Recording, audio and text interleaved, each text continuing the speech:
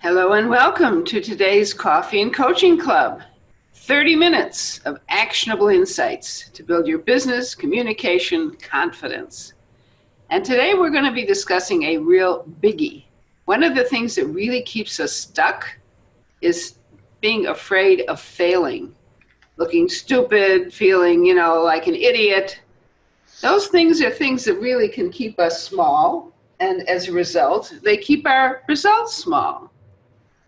So today, introductions, and then the discussion, and then be sure and share questions. And the introduction is to my wonderful program manager, Margaret, who is going to explain about the Q&A. Hi, everyone, and welcome. So the Q&A box is located, if you hover down at the bottom of your screen, some menu items will show up, and you'll see Q&A right there. And if you can use that to submit any questions you have, I'll make sure that Marjorie covers them when we get to the end. So just let me know that you're seeing that. Find that Q&A box and just type in hello or where you're from. We always love to know that. We had somebody on our last Coffee and Coaching Club from Italy. So if you can find that Q&A box and just pop in there some interesting tidbit, that would be great. And I'll watch for those, and Marjorie, let you go ahead and take over. Okay, so here we are. We're going along step by step up the ladder to success, and boom, we hit this big roadblock. And it feels like such a failure. My goodness, what are we going to do? We try out a program, nobody buys it. We make some phone calls, nobody's interested. Boom, what are we going to do? So what's your gut reaction when you make a mistake or something fails and you run into some kind of roadblock, something that you can't figure out how to do? What's your gut reaction? Actually, our worst critic is not somebody else generally. We do a very good job of beating up on ourselves. And so it's true that other people do criticize us, and it doesn't feel good at all. But we talk to ourselves sometimes in ways that are meaner than anybody else could possibly speak to us. And as a result, we feel horrible. But I would like to invite you to think about this in a different way when something doesn't go right. Never ask what went wrong. Now that probably sounds pretty stupid, talking about failures. How can you figure out what went wrong if you don't ask what went wrong? I would argue that asking what went wrong is so discouraging that it will discourage you from actually trying to do it again. It's a roadblock. It's an emotional roadblock to ask yourself what went wrong. I invite you to ask yourself some other questions instead. First of all, ask yourself what went right and is worth keeping. This is, where you need a little encouragement, some endorphins circulating in your system. And second of all, what needs to be tweaked, edited, or improved in some way? Now, let me share with you where I came up with these two questions. I did a lot of volunteer work, and I was president of this and chairman of that. And, if you don't treat volunteers right, they're right out the door. And so it was really important when we did anything. For instance, I chaired 2 symphony designer show houses for the Detroit Symphony Orchestra and a number of other events. It was really important to first ask everybody at the evaluation meeting, because you really do have to evaluate, what went right, what was worth keeping. And we went around the room and everybody got so excited and feeling so good about the work they'd done and what they'd accomplished. And when that endorphin level, that positive feeling was really high, then I would ask, so where do we need to tweak and improve stuff the next time around? Now, interestingly enough, you get to the same things that went wrong, so to speak, but you get to them from a whole other mindset. Everybody's feeling really good about what went right, And they have a really positive way of looking at things that they can do better the next time around. It's like experimenting. You get to a certain point and you get things in balance, and then something goes out of balance. So you look at the things that are working right, and then you figure out how to make the things that weren't so right go right the next time. So there's some other questions you can ask, especially if you're in business and you're getting no's or people not saying yes to what you're offering. First of all, are you talking to the right people? Are the people with whom you're having conversations people who actually need what you have to offer? If you sell widgets, you're not going to spend all your time talking to people who only need gadgets. That's same thing. I help people with communication confidence, whether they're speaking online, on the phone, on podcasts, networking, whatever. There's some people who do the same thing I do. They are so comfortable in their skin when it comes to communicating in any situation. They don't need me. I'm not going to waste my time or theirs by talking to them. Think about it. Are you talking to the right people? And does your message resonate with them? Are you using words and phrases that show that you really get them, that you understand where they're coming from? And does how you share your message resonate with them? Are you yammering at them and lecturing them about how you can fix whatever's wrong with them? Or are you having a conversation and finding out where they're at and then sharing what you have to say and share? So let's talk about how you can improve.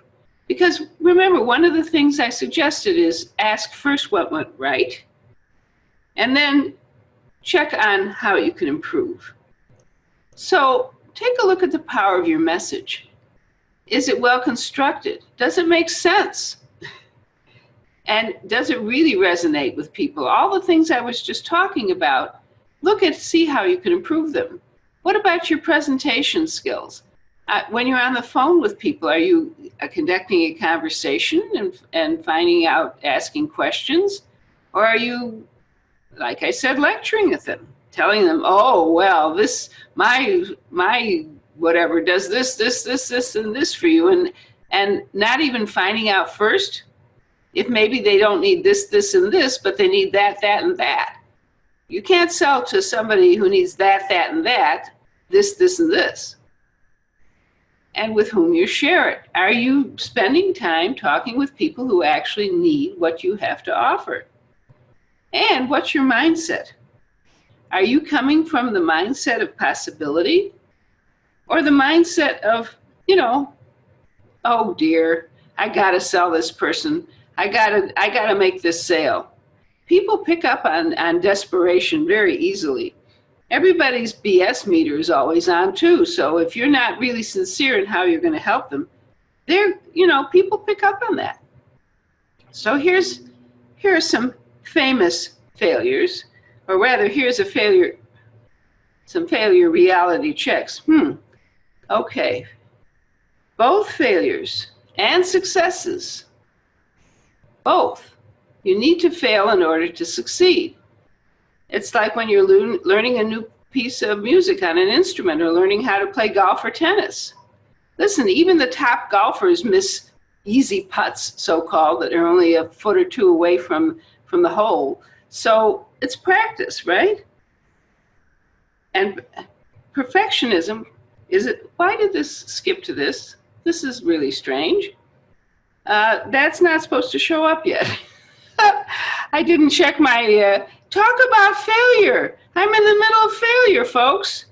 So perfectionism is a danger signal. And sometimes when something like that happens, all you can do is laugh, right? When you are stuck in perfectionism, that's a real danger signal, because perfectionism is a sign that you're going to beat up on yourself for everything that happens that's wrong, every slide that shows up out of order, for example. And the fear of failure really alerts you that you've got an old wound, something that needs healing. Because if every single thing that you do wrong is so distressing, That means that there's something is going on there that's beyond the particular item or thing that's going wrong in the moment. Because we all experience failure in life, it's part of life. If you let it stop you all the time, that's something that's a deeper issue. So let me share with you some people who are famous failures. The first time Elvis Presley brought his music to a radio station and asked them to play it, the guy told him, "Stick to driving trucks, buddy, you'll never make it." Then there's Walt Disney. He was fired from a newspaper job in his 30s, and the reason? He wasn't creative enough. And then there's J.K. Rowling, who schlepped her book about Harry Potter around to 12 publishers who all told her it would never fly, and they just refused to publish it. Well, that 13th publisher is sitting pretty on all that Harry Potter income. So if she had gotten discouraged after number 12, would we have had the joy of reading all those wonderful Harry Potter books? Think about it. And then there's Thomas Edison. If there's any recipe for somebody to fail a lot of times, it's somebody who's inventing things. So Thomas Edison was determined that he was going to invent some type of light source that was better than kerosene lanterns. And what we now call the incandescent light bulb, he worked on and had at least 1,000 variations of it until he finally figured out what would work. And he was interviewed in the middle of this process, and the interviewer asked him how many different things he had tried, and by then he was up to, I think, 1,000 or 2,000.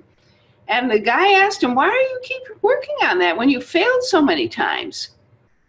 And Thomas Edison's answer was, "I didn't fail. I just eliminated a bunch of stuff that didn't work." How's that for an attitude towards failure? So here's my motto. A mistake is never a failure.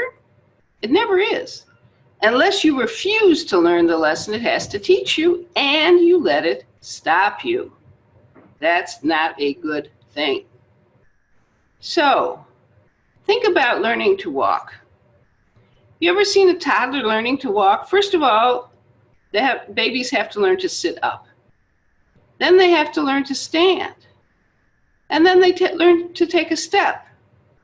And they take a step and it's down on the tush. And another step and it's down on the tush. And another step and it's down on the tush. Think of how many times a toddler has to work to try and get to the point where their balance is good enough that they can shift their weight from foot to foot and actually walk. It's my belief that if we, as toddlers, put the negative impact of failure on learning to walk that we do as adults, we'd all still be on all fours. Everything worth doing, anything worth doing, is worth doing badly, really badly at first. And as a matter of fact, think about it. Any skill that you have ever accomplished in your life up till now, whether it's playing a sport or an instrument or doing something in your work life, took time to learn. There's a learning process. The title of John Maxwell's book is Fail Forward. Fail forward. If you don't allow failure to stop you, if you use it as a learning opportunity, you will fail forward.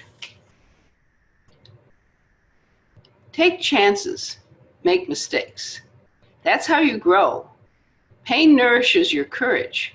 You have to fail in order to practice being brave. So I have a couple of, before I get to my invitations, I want to go back to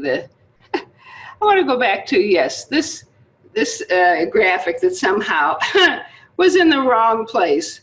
So you see, here I am giving you a perfect example of a failure. I did not double check my slide deck this morning. If I had, I would have realized that this particular visual of a failure that I referred to earlier was not toward the end where I wanted it to be.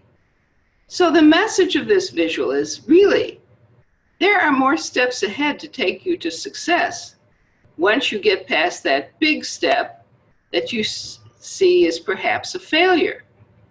When you don't allow failure to stop you, when you get the help you need, when you do some figuring out, how can I get around? Maybe somebody can give me a ladder. Maybe somebody can give me a leg up. Maybe somebody can give me a clue. Somebody who's already done this before, somebody who knows this information. Maybe that person can help me. And once you get past that, then the next steps, as you can see, are much easier. So now that I have shown you, and one of the things you can do when you fail at something, especially when it's in public and very obvious, is you kind of have to laugh at yourself. I mean, you know, I really am pretty careful about stuff. And sometimes when I do make a mistake, I've had somebody really give me a really hard time. Somebody that I was working with in a committee, and she gave me a really hard time about this mistake I made. And I thought to myself, you know, I had been doing everything right, and all of a sudden she's landing on me like a ton of the bricks. So I finally looked her in the eye and I said, well, maybe I'll be perfect next month. Of course, perfect next month never comes because we're all human and we all make mistakes. It's part of being human. And when we can get to the point where we realize that that's just part of our humanity. Now, I'm not talking about mistakes, by the way, that we make out of being sloppy and careless and not taking care. And I don't know, maybe this mistake falls into that category because I really didn't double check my slide deck. But when we make what I call honest mistakes and mistakes that are part of the learning process, those mistakes can take us in the direction of a great deal of success. So going back to where we were, take chances, make mistakes. Truly, that is how you grow. It's only when you're willing to make mistakes that you are willing to grow. And as Mary Tyler Moore said, you have to fail in order to practice being brave and taking more steps forward. So that's what I invite you to do. And think about failure not as failure in and of itself, but it's a learning opportunity. When you can start seeing failure as a learning opportunity, that's when you can change how you feel about failure. Now, I'm not saying that it doesn't feel badly sometimes to fail, because it does. But there's always something to learn, even if it's to learn to never do something again or try something with a certain person again, because that person is impossible. There's always room to grow. And as my husband likes to say, every time he makes a mistake, he gets wiser. So here are my two invitations for you.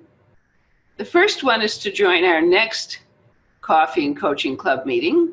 And this is dealing with a situation that many people try their hardest to avoid, and that's making phone calls. And so I'm going to be speaking about probably what is considered the worst kind of phone call, which is cold calling. So how to overcome cold feet when cold calling. Because if calling people and connecting with people is part of what you need to do in order to succeed in your business, it's really important to have some strategies so that you can overcome your fear, your reluctance, your unwillingness to pick up that 1,000-pound phone. And second is I'd like you to take advantage of my complimentary communication confidence assessment. You can find that at vibrantvocalpower.com/CCA. That's a very short assessment. It'll only take you a few minutes to take. And the point of this assessment is to give you an idea of what areas of communication may be challenging for you. It's my belief that public speaking is any time you talk to somebody other than yourself. So it's not just giving a speech, which is what most people think of as public speaking. It's calling people on the phone, subject of next time's event. It's going online. It's making a podcast. It's doing a Facebook Live. It's going to a networking event.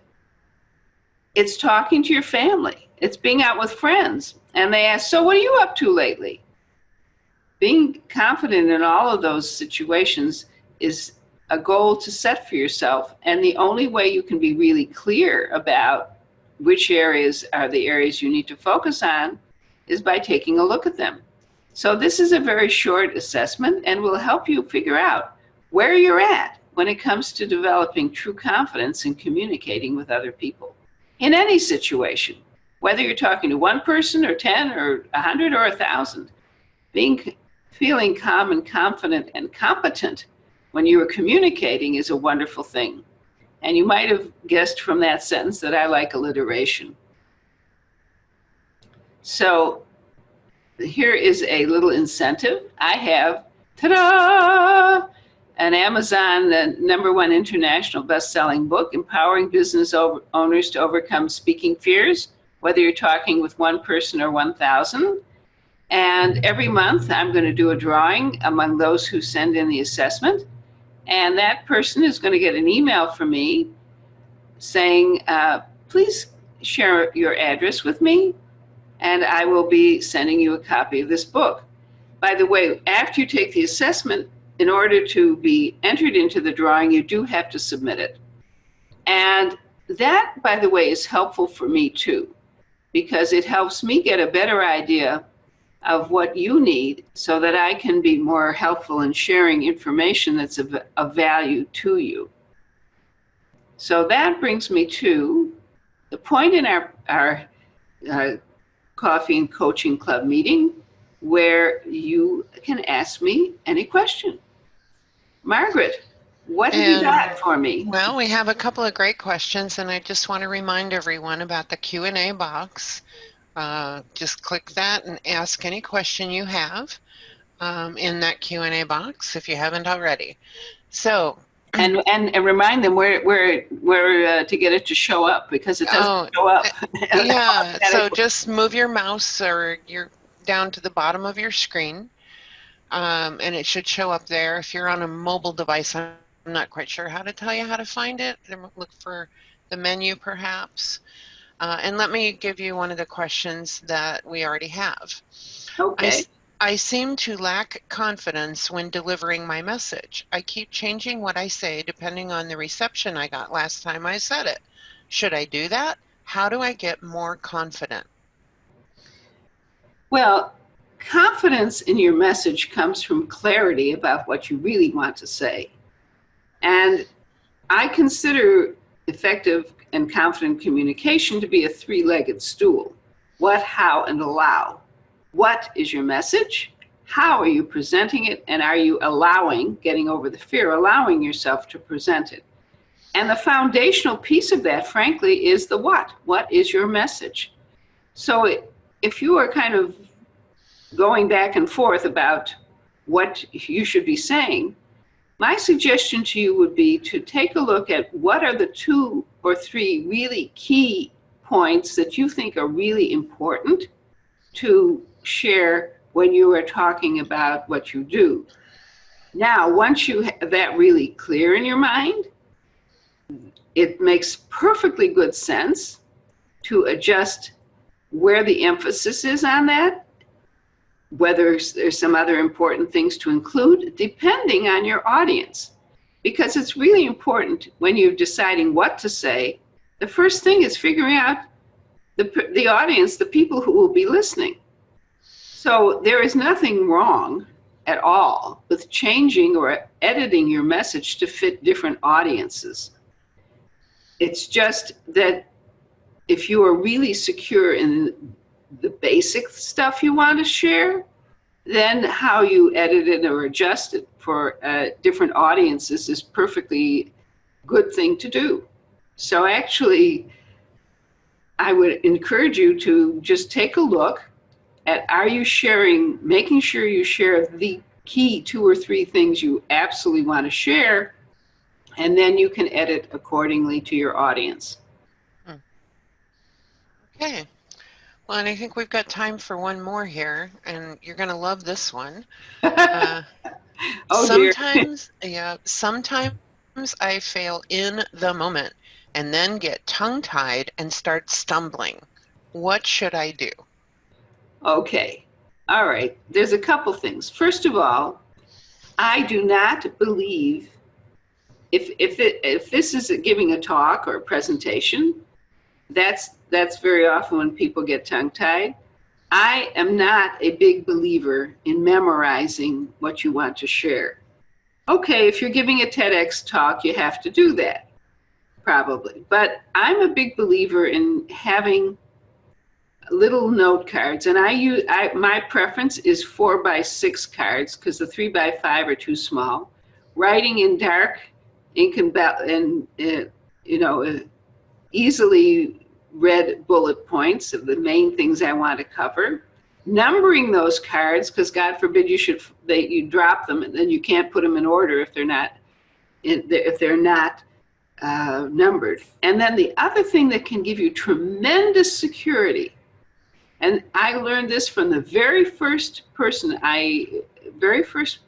I ever had in public speaking. She's the one who told me about using these notes, by the way, is that in advance, you figure out your opening sentence, very effective opening sentence, and your very effective closing sentence.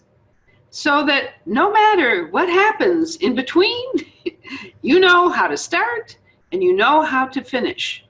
And then if you get lost, you've got your cards that you can refer to. And I do a whole training on how to use those, by the way, so that you can use them without picking them up and sticking them in front of your nose and being very obvious. There's a way to use them that is much more subtle than just the usual way people use them. So, and if you're in a conversation with somebody and you lose your train of thought, guess what? You are not the only person who has ever lost train of thought in the middle of a conversation. And you can say very frankly, look, wait a minute, I've just lost my train of thought. What were we talking about? Where was I? That's such a human thing. It happens to everybody. So I was going to say, get human. That really happens. Just be human. Yeah. This whole thing about perfectionism and how we beat ourselves up. We are our own worst critics. My late Aunt Rosalind had a wonderful description for forgetting something. She called it mental pause. Very nice. And we all suffer from it once in a while.